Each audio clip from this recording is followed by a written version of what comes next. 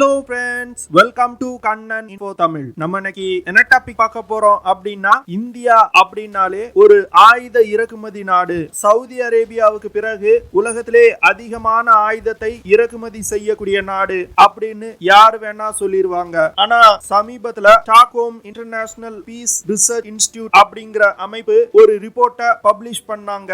அந்த ரிப்போர்ட்ல இந்தியாவுடைய ஆயுத ஏற்றுமதி அசுர வளர்ச்சி கண்டிருப்பதா சொல்லப்படுது. கடந்த 5 வருடங்கள்ல இந்தியாவுடைய ஆயுத ஏற்றுமதி 6 மடங்கு வளர்ந்திருப்பதா அந்த நிறுவனம் சொல்றாங்க.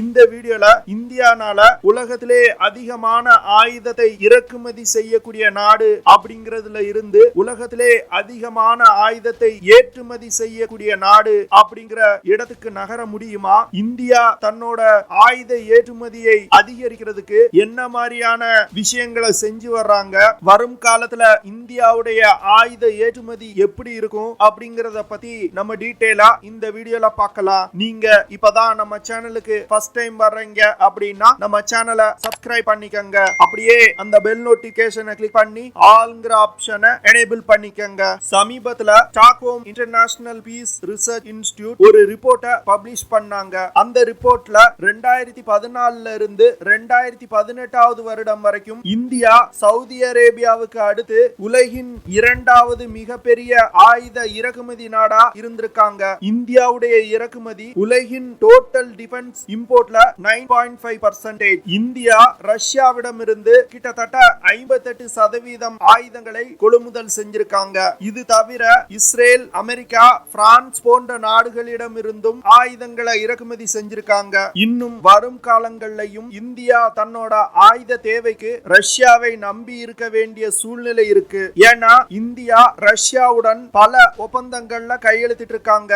இன்னும் சில ஒப்பந்தங்கள் குறித்தான பேச்சுவார்த்தைகள் போய்கிட்டு இருக்கு. குறிப்பா சொல்லணும் அப்படின்னா S-400 ஏர் டிஃபென்ஸ் சிஸ்டம், 4 செல் பிரிகேட்ஸ் ரக போர்க்கப்பல்கள், AK-203 அசால்ட் ரைபிள்ஸ், அணுசக்தி நீர்மூழ்கி கப்பல்களை ரஷ்யாவிடம் இருந்து லீஸுக்கு எடுப்பது, கமோகா 2260 யூட்டிலிட்டி ஹெலிகாப்டர்கள், Mi-17 ஹெலிகாப்டர் மற்றும் ஷார்ட் ரேஞ்ச் ஏர் டிஃபென்ஸ் சிஸ்டங்கள் போன்ற பல எக்யூப்மெண்ட்ஸை ரஷ்யாவிடம் இருந்து வாங்க இந்தியா திட்டமிட்டு இருக்காங்க. இதுல இருந்து என்ன தெரியுது அப்படின்னா, இந்தியா இன்னும் சில வருடங்களுக்கு தன்னோட ஆயுத தேவைக்கு ரஷ்யாவை நம்பி இருக்க வேண்டிய சூழ்நிலை இருக்கு. ஆனா அதே Stockholm International Peace Research Institute வெளியிட்ட ரிப்போர்ட்ல இந்தியாவுடைய ஆயுத இறக்குமதி 2011 இருந்து 2020 வருடத்துக்குள் 33% குறைஞ்சிருக்கு அப்படின்னு சொல்றாங்க. இந்தியா தன்னோட ஆயுத இறக்குமதிய 33% குறைச்சிருந்தாலும் அதிகமான ஆயுதத்தை இறக்குமதி செய்யக்கூடிய நாடுகளின் பட்டியல்ல இந்தியா சவுதி அரேபியாவுக்கு பிறகு 2வது இடத்துல இருக்காங்க. இந்தியா தங்களோட ஆயுத இறக்குமதிய 33% குறைச்சிருக்காங்க அப்படின்னா தங்களோட உள்நாட்டு ஆயுத உற்பத்திய 33% அதிகப்படுத்தி இருக்காங்க. அது மட்டும் இல்லாம இந்தியாவுடைய டிஃபென்ஸ் இண்டஸ்ட்ரிய மேம்படுத்தி இந்தியாவிற்கு தேவையான ஆயுதங்களை சொந்தமா தயாரிக்க ஆரம்பிச்சிருக்காங்க. அது மட்டும் இல்லாம இந்தியாவில் தயாரிக்கப்படும் ஆயுதங்களை வெளிநாட்டிற்கும் ஏற்றுமதி செய்ய முயன்று வந்துட்டு இருக்காங்க. இப்ப நம்மளுக்கு ஒரு கேள்வி எழுது, இந்தியானால அதிகமான ஆயுதத்தை இறக்குமதி செய்யக்கூடிய நாடு அப்படிங்கிற நிலையில் இருந்து அதிகமான ஆயுதத்தை ஏற்றுமதி செய்யக்கூடிய நாடு அப்படிங்கிற நிலைக்கு நகர முடியுமா அப்படின்னு இந்த கேள்விக்கான விடையை பார்க்கலாம். இந்தியா ஜனவரி 2022 பிலிப்பைன் நாட்டுடன் 375 மில்லியன் அமெரிக்க டாலர் மதிப்பிலான ஒரு மெகா ராணுவ ஒப்பந்தத்தில் ஈடுபட்டாங்க. இந்த ஒப்பந்தத்தின் மூலமா இந்தியா பிலிப்பைன் நாட்டுக்கு தன்னோட பிரம்மோஸ் க்ரூஸ் மிசைல்களை ஏற்றுமதி செய்றாங்க. கிட்டத்தட்ட 3 பிரம்மோஸ் மிசைல் கோஸ்டல் டிஃபென்ஸ் பேட்டரிய பிலிப்பைன் நாட்டுக்கு இந்தியா ஏற்றுமதி செய்றாங்க. அது மட்டும் இல்லாம பிலிப்பைன் படையினருக்கு பிரம்மோஸ் மிசைல்களை இயக்குவதற்கான பயிற்சியும் இந்தியாவே கொடுக்கறாங்க. பிலிப்பைன் நாட்டுடனான இந்த மெகா டீல் இந்தியாவுடைய டிஃபென்ஸ் எக்ஸ்போர்ட்ல ஒரு மைல்கல் அப்படின்னு சொல்லலாம். இந்தியாவும் பிலிப்பைன் நாடும் இந்த ஒப்பந்தத்தை கையெழுத்திட்ட பிறகு வியட்நாம் மற்றும் இந்தோனேஷியா நாடுகளும் பிரம்மோஸ் மிசைலை வாங்குவதற்கு விருப்பம் தெரிவிச்சிருக்காங்க. பிலிப்பைன் நாட்டுடனான இந்த பிரம்மோஸ் மிசைல் டீல் கடந்த 5 வருடங்களா இந்தியாவுடைய டிஃபென்ஸ் செக்டாரின் வளர்ச்சிக்கு கிடைத்த ஒரு வெற்றி அப்படின்னு டிஃபென்ஸ் எக்ஸ்பர்ட் சொல்றாங்க. இந்தியாவுடைய இந்தியாவுடைய டிஃபென்ஸ் மினிஸ்ட்ரி சமீபத்துல பார்லிமெண்ட்ல ஒரு ஸ்டேட்மெண்ட் ரிலீஸ் பண்ணாங்க. அந்த ஸ்டேட்மெண்டின் படி இந்தியாவுடைய டிஃபென்ஸ் இண்டஸ்ட்ரி கடந்த 5 வருடங்கள்ல 6 மடங்கு வளர்ச்சியை கண்டிருப்பதா அவங்க சொல்லியிருக்காங்க. அதாவது இந்தியாவுடைய டிஃபென்ஸ் எக்ஸ்போர்ட் வெறும் 1500 கோடியிலிருந்து 9000 கோடியா உயர்ந்திருக்கு. இதுல குறிப்பிடத்தக்க விஷயம் என்ன அப்படின்னா கிட்டத்தட்ட 90% தனியார் நிறுவனங்கள் இந்த ஏற்றுமதியில ஈடுபட்டிருக்காங்க.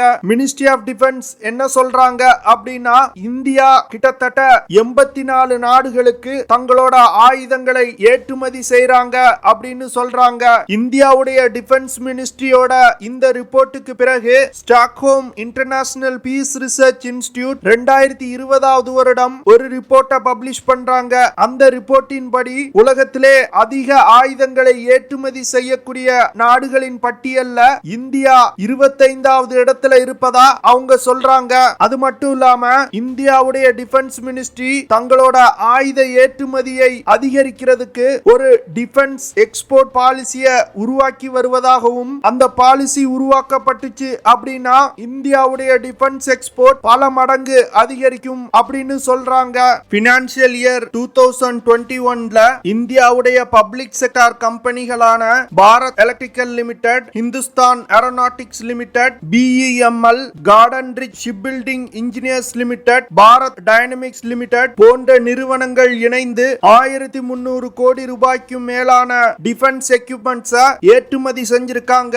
இந்த 1300 கோடி ரூபாய்க்கான ஏற்றுமதி ஒரு பாசிட்டிவ் விஷயமா பார்க்கப்பட்டாலும் மற்ற பப்ளிக் செக்டார் கம்பெனிகளான MDL, GSL, HSL போன்ற நிறுவனங்கள் 2021வது வருடத்துல எந்த ஒரு ஏற்றுமதியையும் செய்யல. ஆனா இந்த நிறுவனங்கள் தங்களோட ப்ராடக்ட்ஸ் ஏற்றுமதி செய்வதற்கு உலகின் பல்வேறு நாடுகளுடன் பேச்சுவார்த்தையில ஈடுபட்டு இருக்காங்க. கூடிய விரைவில் இந்த நிறுவனங்களும் தங்களோட ப்ராடக்ட்ஸ் ஏற்றுமதி செய்ய தொடங்குவாங்க அப்படின்னு எதிர்பார்க்கப்படுது. இந்தியாவுடைய டோட்டல் டிஃபென்ஸ் எக்யூப்மெண்ட் ப்ரொடக்ஷன் 85,000 கோடியா இருக்கு. அதுல 68,000 கோடி இந்த பப்ளிக் செக்டார் நிறுவனங்களால் கான்ட்ரிபியூட் செய்யப்பட்டிருக்கு. இந்த விஷயங்களை வச்சு பார்க்கும் பொழுது இந்தியாவுடைய டிஃபென்ஸ் இண்டஸ்ட்ரி கூடிய விரைவில் ஒரு அசுர வளர்ச்சியை காண போகுது அப்படிங்கிறது தெளிவா தெரியுது. அதனால உலகின் அதிகமான ஆயுத இறக்குமதி நாடு அப்படிங்கிற நிலையில் இருந்து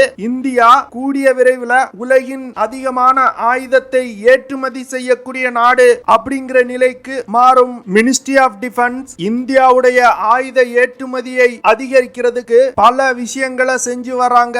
இப்போ சமீபத்துல மினிஸ்ட்ரி ஆஃப் டிஃபென்ஸ் 10 இருந்து 12 இந்திய நிறுவனங்களை பிரேசில் நாட்டிற்கு அழைச்சி சென்றிருக்காங்க. குறிப்பா சொல்லணும் அப்படின்னா Bharat dynamics limited, Bharat electrical limited, garden reach ship building limited, L&T, மஸ்காண்டாக் ship building limited, SSS defence, MKU limited, armoured vehicle Nigam limited போன்ற பல்வேறு நிறுவனங்களை பிரேசில் நாட்டுக்கு டிஃபென்ஸ் மினிஸ்ட்ரி அழைச்சி சென்றிருக்கிறாங்க. எதற்காக இந்த நிறுவனங்களை பிரேசில் நாட்டிற்கு அழைச்சி சென்றிருக்கிறாங்க அப்படின்னா இந்தியாவும் பிரேசிலும் தங்களோட டிஃபென்ஸ் கோஆபரேஷனை அதிகரிக்க போறாங்க. அது மட்டும் இல்லாம 2 நாடுகளும் இணைந்து ஆயுத தயாரிப்பிலையும் ஈடுபட போறாங்க. பிரேசில் மற்றும் சவுத் அமெரிக்கா நாடுகள்ல அதிகமான ஆயுத தேவை இருக்கு. அதாவது light compact aircraft, light compact helicopters, அவாக்ஸ் விமானம், யூட்டிலிட்டி ஹெலிகாப்டர்கள், night vision devices, surface to surface missiles, submarines, போர்க்கப்பல்கள் போன்ற பல விஷயங்கள் இந்த நாடுகளுக்கு தேவைப்படுது. அதனால இந்தியாவும் பிரேசிலும் இணைந்து ஆயுத தயாரிப்புல ஈடுபட்டு இந்த நாடுகளுக்கு சப்ளை செய்ய திட்டமிட்டிருக்காங்க. அது மட்டும் இல்லாம பிரேசில் இந்தியாவுடைய brahmos-ng மிசைல தங்களோட விமானப்படையில் பயன்பாட்டில் உள்ள gripen விமானங்கள்ல இணைத்து பயன்படுத்த திட்டமிட்டிருக்காங்க. அதனால பிரம்மோஸ் மிசைல்கள் பிரேசில் நாட்டிற்கும் இருப்பதற்கு இந்தியாவிற்கு ஒரு வாய்ப்பு கிடைச்சிருக்கு. டிஃபென்ஸ் மினிஸ்ட்ரி 2025வது வருடத்துக்குள் இந்தியாவுடைய டிஃபென்ஸ் எக்ஸ்போர்ட்டை 35,000 கோடியா உயர்த்த திட்டமிட்டிருக்காங்க. அதற்காக தான் மேக் இன் இந்தியா திட்டத்துக்கு இந்தியா அதிக முக்கியத்துவம் கொடுத்து வர்றாங்க. 2020வது வருடத்துல மட்டும் இந்தியாவுடைய மொத்த டிஃபென்ஸ் ஸ்பெண்டிங்ல 51,000 கோடி உள்நாட்டிலே இந்தியா செலவு பண்ணிருக்காங்க. அதாவது 58% டிஃபென்ஸ் பட்ஜெட்டை இந்தியாலே செலவு பண்ணிருக்காங்க. இதன் மூலமா இந்திய டிஃபென்ஸ் நிறுவனங்கள் வளரும். சில டிஃபென்ஸ் எக்ஸ்பர்ட்ஸ் என்ன சொல்றாங்க அப்படின்னா, இந்தியா தங்களோட டிஃபென்ஸ் எக்ஸ்போர்ட்டை மேம்படுத்துறதுக்கு BrahMos missile, Pinaka multi barrel rocket launchers, advance light ஹெலிகாப்டர்கள், naval ships, Akash air defence system மற்றும் அஸ்த்ரா மிசைல்களையும் ஏற்றுமதி செய்யலாம் அப்படின்னு சொல்றாங்க. அது மட்டும் இல்லாம நான் லீத்தல் மிலிட்டரி வெப்பன்ஸ் ஏற்றுமதியிலையும் இந்தியா கவனம் செலுத்தணும் அப்படின்னு சொல்றாங்க. இந்த ரெண்டு விஷயங்கள்லயும் இந்தியா கவனம் செலுத்தினாங்க அப்படின்னா 2025 வருடத்துக்குள் இந்தியாவுடைய டிஃபென்ஸ் ஏற்றுமதி 10 to 15 பில்லியன் அமெரிக்க டாலரா உயர வாய்ப்பு இருக்கு அப்படின்னு சொல்றாங்க. அதுக்கு அடுத்து இந்தியா அதிகமா டிஃபென்ஸ் ரிசர்ச்ல இன்வெஸ்ட் பண்ணணும் அப்படின்னு சொல்றாங்க. அது மட்டும் இல்லாம ஸ்டார்ட் அப் நிறுவனங்களையும் ஊக்குவிக்கணும் அப்படின்னு சொல்றாங்க. இந்த விஷயங்களை இந்தியா சரியா செஞ்சாங்க அப்படின்னா வரும் காலத்துல இந்தியா ஒரு மிகப்பெரிய டிஃபென்ஸ் எக்ஸ்போர்ட்டர் அப்படிங்கிற நிலையை எட்டுவாங்க. அது மட்டும் இல்லாம சீனா மற்றும் பாகிஸ்தானால் ஏற்படக்கூடிய அச்சுறுத்தல்களை சமாளிப்பதற்கு ரஷ்யா, பிரான்ஸ், இஸ்ரேல் போன்ற நாடுகளின் ஆயுதத்தை நம்பி இருக்க வேண்டிய நிலை இந்தியாவிற்கு வராது. ஒரு நாடு வல்லரசு அப்படிங்கிற நிலைக்கு உயரணும் அப்படின்னா தன்னோட டிஃபென்ஸ் எக்யூப்மெண்ட்ஸ் தயாரிப்புல ஒரு தன்னிறைவை பெறாமல் வல்லரசு என்ற தகுதியை அடைய முடியாது. ஐ ஹோப் இந்தியாவுடைய திட்டங்கள் அனைத்தும் வெற்றி பெறும் அப்படின்னு நான் நினைக்கிறேன். வரும் காலத்துல இந்தியா ஒரு மிகப்பெரிய ஆயுத ஏற்றுமதி நாடா இருக்கும் அப்படின்னு நான் நம்புறேன். இந்தியா தங்களோட ஆயுத ஏற்றுமதியை அதிகரிக்கிறதுக்கு வேற என்ன வழிகளை கையாளலாம் அப்படின்னு நீங்க கமெண்ட்ல சொல்லுங்க. ஓகே ஃப்ரெண்ட்ஸ், நம்ம வீடியோவோட நிறைவு பகுதிக்கு வந்துட்டோம். இதெல்லாம் தான் நான் உங்ககிட்ட ஷேர் பண்ணணும் அப்படின்னு நினைச்ச விஷயங்கள். ஐ ஹோப் நான் ஷேர் பண்ண விஷயங்கள் உங்களுக்கு பிடிச்சிருக்கும்னு நினைக்கிறேன். அப்படி பிடிச்சிருந்துச்சுன்னா ஷேர் பண்ணுங்க, லைக் பண்ணுங்க, கமெண்ட் பண்ணுங்க. மறக்காம நம்ம சேனலுக்கு சப்ஸ்கிரைப் பண்ணுங்க. அப்படியே அந்த பெல் நோட்டிபிகேஷனை கிளிக் பண்ணி ஆல்ங்கிற ஆப்ஷனை எனேபிள் பண்ணிக்கங்க. See you in the next video. Jai Hind.